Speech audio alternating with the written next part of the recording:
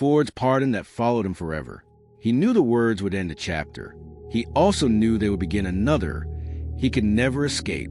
Some decisions closed doors only by opening heavier ones.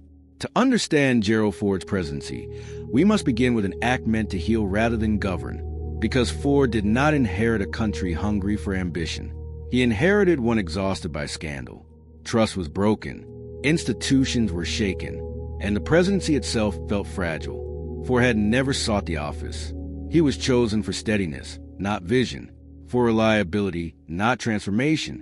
When he assumed the presidency, his goal was simple: restore faith, calm the nation, move forward. He believed transparency and decency could do what power no longer could. Then came the question no one wanted to answer: what to do with the past. Investigations loomed. Trials promised spectacle. The nation risked being pulled backward into anger it could not resolve. Ford studied the implications quietly, understanding that justice and closure do not always align. The pardon was framed as mercy, as pragmatism, as an attempt to spare the country further division. Ford believed that prolonged punishment would poison recovery, that the presidency could not rebuild credibility while consumed by retribution. But he also knew what the decision would cost him personally. The pardon would look like favoritism, like secrecy, like betrayal of accountability. Ford accepted that cost before he spoke. He believed the nation mattered more than his future.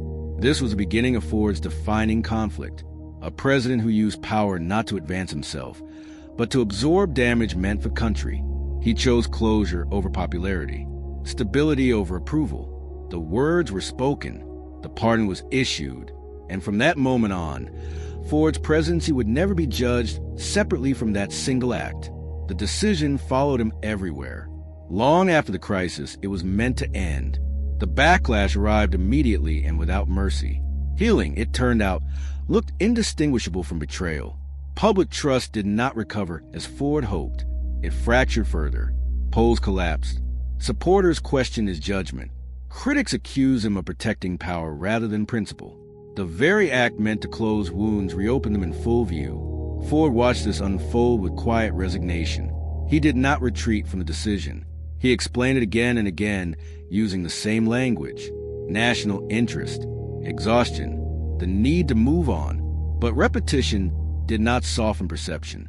In politics, motives rarely survive optics. Inside the presidency, the cost became tangible. Authority weakened. Leverage disappeared. Every initiative now carried suspicion. Ford had sacrificed political capital he never truly possessed. The office felt narrower, quieter, constantly defending a choice already made. The deeper conflict surfaced here. Ford acted as a caretaker, not a crusader. He believed the presidency existed to stabilize, not to punish. But stabilization without visible accountability looked like avoidance. The nation wanted reckoning, not relief. Privately, Ford questioned nothing about the decision itself. He questioned timing, communication, whether trust, once broken, could be restored by silence rather than exposure.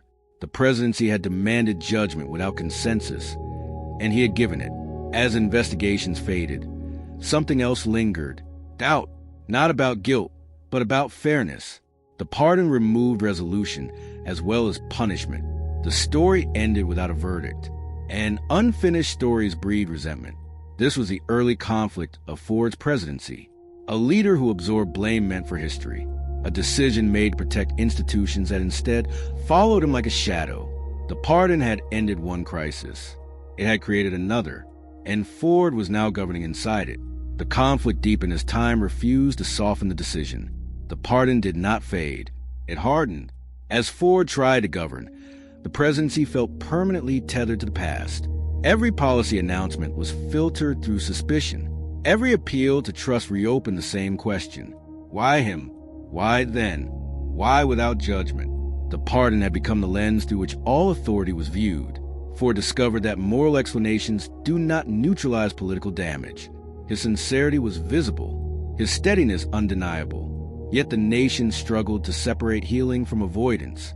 The presidency, already weakened, now lacked the moral leverage needed to lead decisively. Inside Ford, the conflict sharpened. He had believed closure required sacrifice.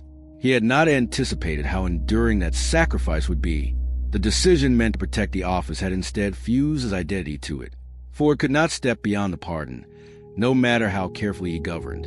Opponents seized the moment. They framed the act as elitism, as protection of insiders, as proof that power shields itself. Ford responded with calm consistency. But consistency could not compete with anger. The presidency felt exposed, stripped of the authority to demand patience. This was the emotional peak of Ford's story. Not regret, but endurance. He carried the burden without reversal. He did not attempt to reframe history aggressively. He accepted that some decisions demand a leader absorb consequences that never balance out. The nation moved on unevenly. Institutions stabilized. Scandal receded.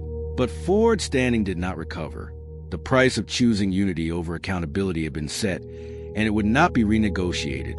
The pardon had done what Ford intended. It spared the country prolonged fracture. It did not spare him. The resolution came not in office, but in reflection. Ford left the presidency knowing the pardon would define him more than any policy he enacted. He did not attempt to escape that truth. He embraced it. Over time, he spoke openly about the cost, insisting he would make the same choice again, not because it helped him, because he believed it helped the country. History slowly adjusted its view. What once looked like favoritism began to resemble restraint. The nation had moved on without prolonged trials. Institutions had recovered. The presidency survived a moment that could have hollowed it out completely. Ford's sacrifice became clearer in retrospect. His story matters because it reveals a form of leadership rarely celebrated.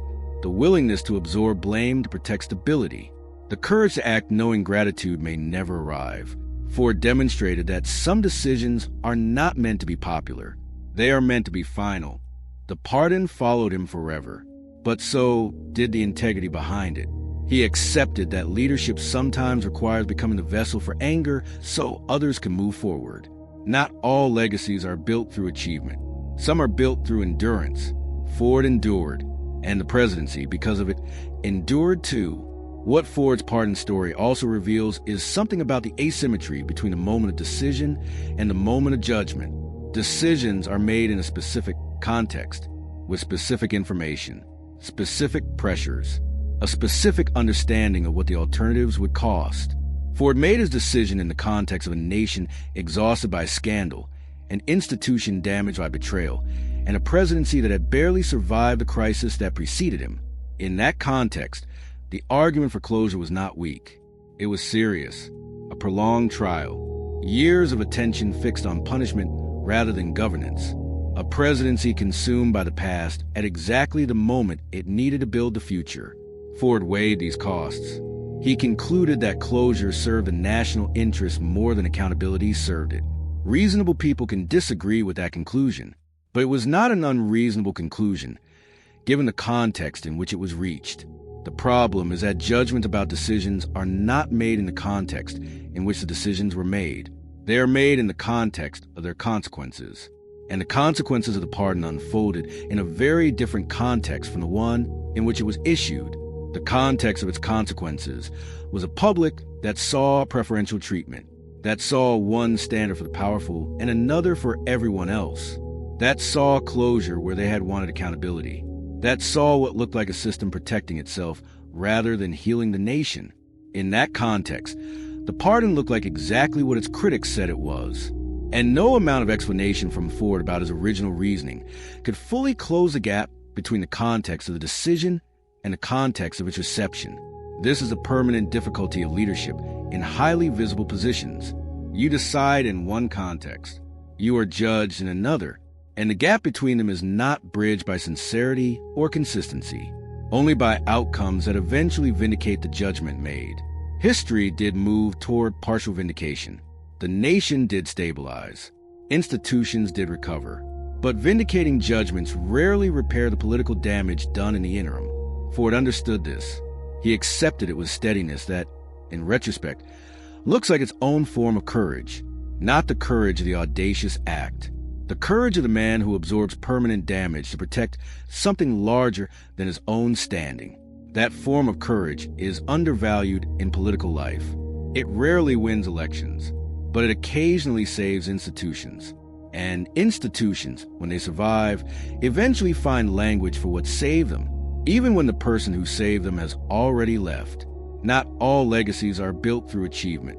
Some are built through endurance. Ford endured, and the presidency, because of it, endured too. Ford's